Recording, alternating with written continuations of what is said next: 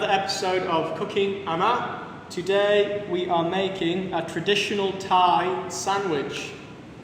Okay, so for this we will need some bread, we will need some shredded sweet pork that has been dried, and we will need some mayonnaise. So, first thing we will do is take some of our shredded pork, place inside our mixing bowl.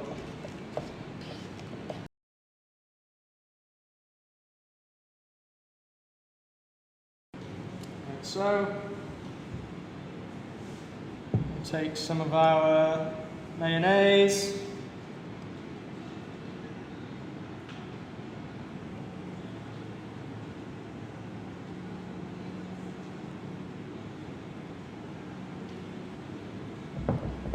Inside our mixing bowl, like so.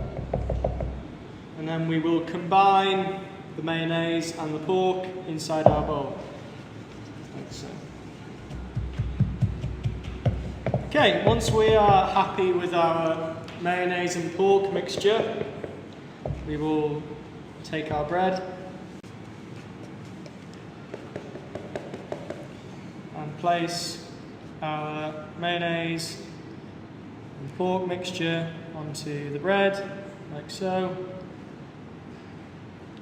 making sure that it is evenly distributed.